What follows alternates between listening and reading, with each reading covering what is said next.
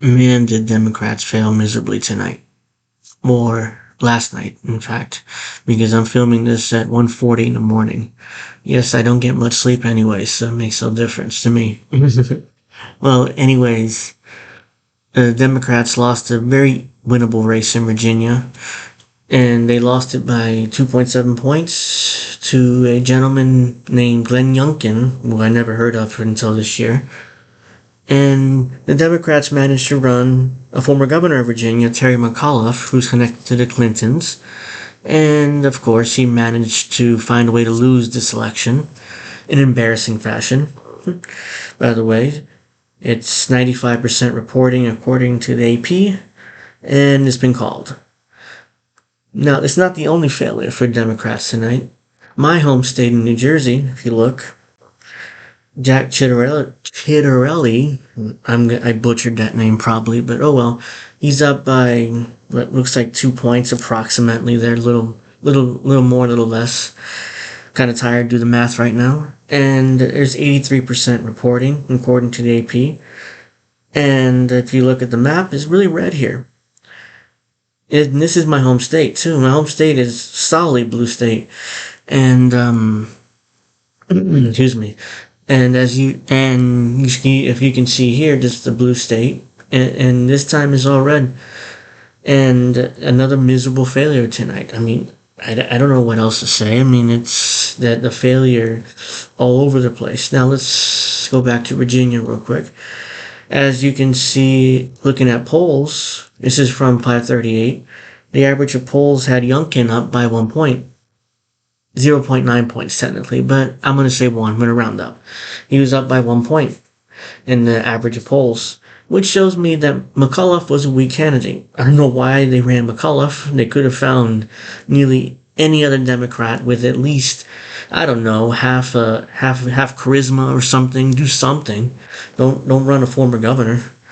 And obviously this is what's going to end up happening. Look at this. Back in August, McAuliffe was up by 6.8. That's not that impressive either, So, through the flow of the campaign season, and whoops, there it is. By the end, he's up by a point. Now, here in New Jersey, even bigger failure. Monmouth University polling, which is one of the best polling we have in the state, had Murphy up by 11 points as of October 27th. Because this came out October 27th, so whoops, let me actually try to show it this time. October 27th. And as you can see here, registered voters had Murphy 50% and Chitterelli 39%. So that's 11 points in October, just last month. And now let's go back here for a second and see what's happening right now. Why is it not going there? There it is. See? Chitterelli, damn, I'm going to butcher that name again, but it's fine. He's up by nearly 2 points there. Great job, Democrats. And what's amazing about the Virginia race is that Biden won Virginia by 11 points? He had 11 points over Trump. Just last year.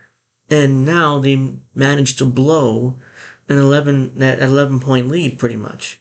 How can McAuliffe lose, 13, 14 points in less than a year? I mean, Democrats are in horrible shape heading into next year's midterms. I mean, it is going to be so much fun to watch the resistance liberals, shit libs, what do you want to call these people, melt down. I'm sure they're already melting down right now, but, I'm not looking at that right now. Now, I want to show a couple videos real quick before I wrap this up, because I'm kind of tired and, First is, I saw this one. This is, Van Jones, that's right. I forgot his name for a second. And he's gonna nail what's wrong with the Democratic Party right now. But let me actually put the audio on. Start it from the beginning. I think that the Democrats are coming across in ways that we don't recognize, that are annoying and offensive, and seem out of touch in ways that I don't think show up in our feeds when we're looking at our kind of echo chamber. And exactly. I think that this is a message. That's the problem. I think that the Democrats are coming across in ways that we don't recognize, that are annoying and offensive and seem out of touch. Just let it replay again. But yeah, he's absolutely right, though. The Democratic Party comes across as just arrogant assholes or, or condescending towards people. Especially when it came down to the COVID, the over-the-top mask mandates here in New Jersey, my home state, Jesus. The mask mandates were absurd. And the vaccine mandates, like, the Democrats are basically telling people what to do and telling them what to put in their bodies, which to me is unacceptable. I mean, I'm pro-vaccine, to be clear. I got both shots. But I don't think the government should be telling anyone what to put in their bodies. Now, this one last video I thought this is just pretty hilarious. This is Nicole Wallace just melting down on MSNBC. This is like from a few hours ago. But I thought it was hilarious. So let's just let's put this full screen. Let's make sure the audio's on. Okay, let's do this. I think we know the answer to some of this. I watched Glenn Youngkin's interviews on Fox News, and he did nothing that he did not. I mean, he worshipped at the altar of Donald Trump on Fox News. He flew in. Really? Look, I didn't really follow the Virginia race, but I'm not sure that I buy that. Insurrection flag at his rallies. He simply didn't. He played dumb about a Zoom rally. He did not really put much distance between himself and Donald Trump on the big lie or the deadly insurrection. Oh my God. Big lie. And deadly insurrection. It wasn't an insurrection. It was a damn riot a protest that turned into a riot. Somehow now that's an insurrection to these people. God, it's just so absurd. In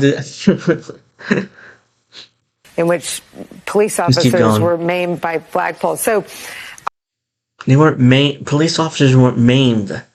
I think one died, unfortunately, and the Trump supporter died. I remember correctly. I forget her name right now, but it was a woman that died.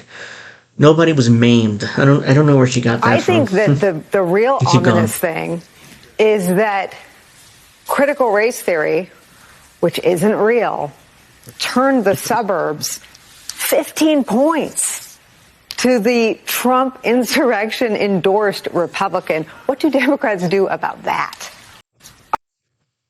Oh my God.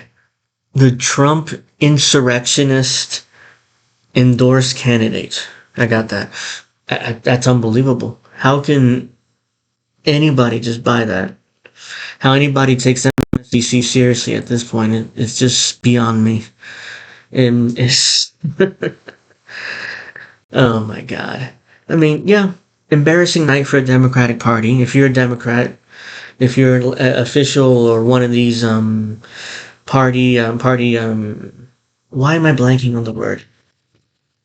Consultant, and if you support the party, I mean, you should be pissed tonight. And if I were running the party, I would fire everybody. I mean, because these types of losses are unacceptable, especially when you're heading in to a midterm election next year, which you're likely to get slaughtered in. And now it's definitely going to happen. They're going to get their asses handed to them next year.